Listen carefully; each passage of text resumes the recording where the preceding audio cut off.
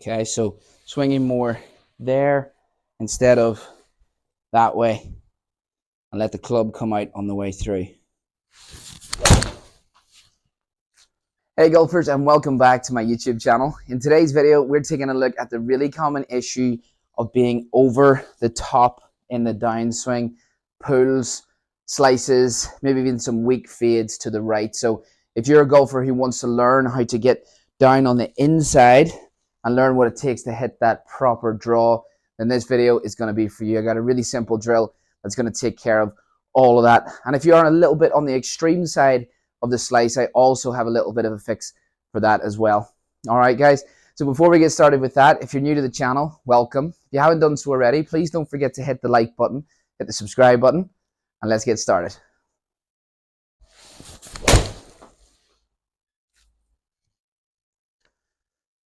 Okay, guys, this is the shot we're trying to fix, okay? Now, that particular shot comes from the same family as a nice little fade, a pull to the left, and a big, vicious slice, okay? So let's dive in a little bit more into the numbers of what creates that golf shot.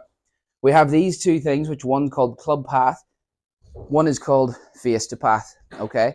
So club path first. Basically, what's that measuring is what direction the club is traveling at impact, okay? So minus on TrackMan means left, which we'll typically know as over the top or out to in. That's the club moving in this direction through impact, okay? So we'll put the stick on the ground as a reference for that way, okay? And our target would be straight down here. So that's the club moving this way across. Now, if from that position, I was able to get my club face, so face to path, the same as the direction the club is traveling, that's going to be the big pull one, the one that feels really solid, goes a good way. Sometimes maybe some of you aim left and you hit that shot and it stays there and you think, why did it not slice back, right? I've seen it all. I've done it myself, okay? Next one, you could have the club face sitting somewhere between the target and the path and make that fade back to the target, but it's going to be quite weak, a lot of spin on it. It's not really going to maximize your distance. Yes, you can still play from there, but not as efficient as we get inside, which our drill is going to do, massively reduce that path number, okay? So let's say more extreme case, and that was fairly extreme to be fair. That was my club face pointing at the target, 11 degrees open to my path.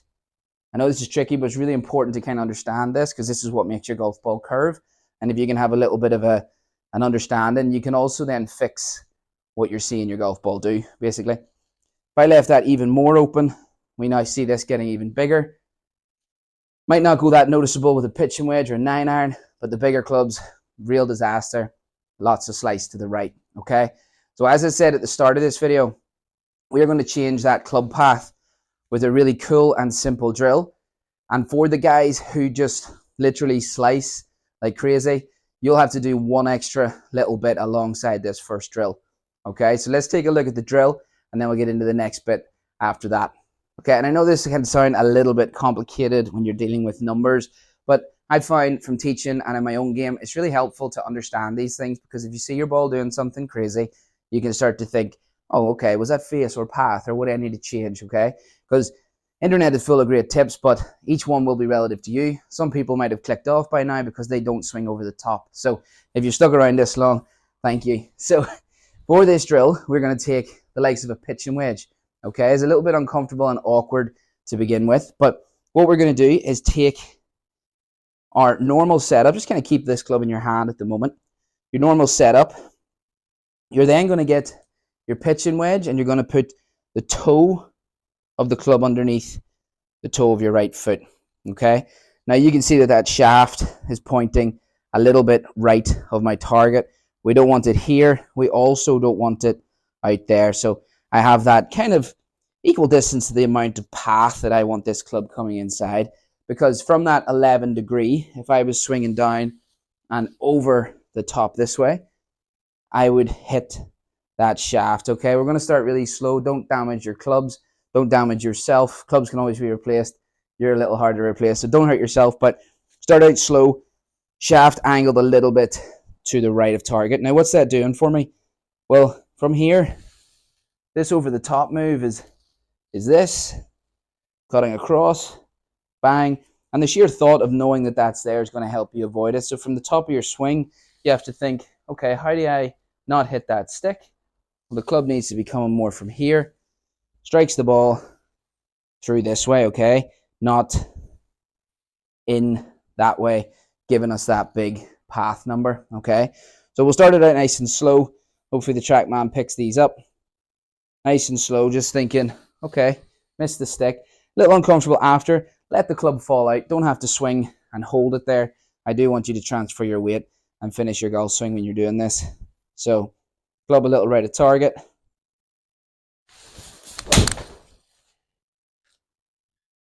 And that will be a hook, which is my bad shot. But look at the path, 7.7 from inside. Okay, so it forced me into that position to get the path improved because I knew the stick was there and I didn't want to hit it. Okay, so same again, setting up, club underneath the toe, just a little bit right of target that way. Okay, so swinging more there instead of that way, and let the club come out on the way through. A little better. Okay, so 4.3 path. That's kind of good. Like 2 to 4, I tend to find works very, very well. And the club face there could be a little bit more closed to make that ball draw back perfectly. But if you're an over-the-top player or getting steep in the downswing in terms of the shaft going way out here over the plane and having to come back in, really, really super drill. Okay, so I talked about the guys who maybe have that, let's call it that vicious slice, that frustrating one. I know because I teach nearly every day and I see it all the time and it really, really bugs people. So let's take a look at that and see what we need to do with this club face to straighten that out. Okay, so when we do this drill and we change our path, there can be a chance that the path changes, but the face also goes with it, okay? So you think of the relationship that we created with the path and the face for the ball to curve to the right. Okay, we have the path traveling this way and the face open. So if we were to change the path but don't address the face, we could end up moving these two angles together. Now we're swinging inside, but the ball is going so far to the right. Okay, because we haven't addressed this to get it to sit on this side of the club path for that nice draw. Okay. So if you do the drill that we've just talked about, and you put the club underneath your right foot, you set up just to the right of target, a bit too much, just to the right of target there. So you do this and you think, okay, brilliant, swinging down inside, I'm not hitting that, but the ball is going miles to the right. That's because that face angle is going to be this way. You've fixed a lot of sticks here, just noticed. Hopefully it's not too complicated for you. But we've fixed the path, but the face is still very open, okay? We have to address that. And the way that we're going to do that is by, when we go to the top, swing down to miss our club, we're going to feel the club face turn with our wrists, our glove. If you're anything like me and you like to wear a good quality leather glove when you're playing golf, but don't fancy the high price tag, well, go and check out my channel sponsors page for premium leather gloves at a fraction of the cost. Use code David at checkout and you'll save yourself a nice little bit of cash as well. Down to the ground so that we can attack more of inside with the face closing, okay? So we're kind of doing that pre-swing. We're not doing it through the ball. It can be quite tricky to time. So in the downswing, we're going to turn the logo of the glove down, which is going to close our face, and in through this way. So me, a notorious hooker of the ball, if I do this and the TrackMan picks it up, this could have quite a lot of hook on it, okay?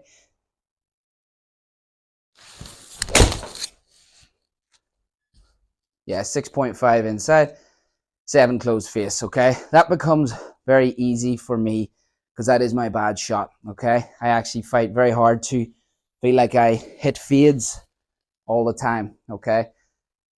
Everyone always says, I wish I had that problem.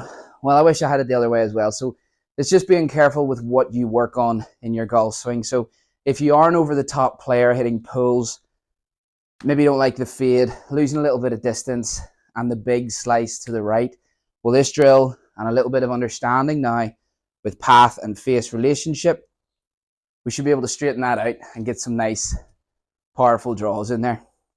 All right, guys, thanks so much for watching this video. If you enjoyed the video, please don't forget to hit the like button, hit the subscribe button, and I'll see you guys in the next one.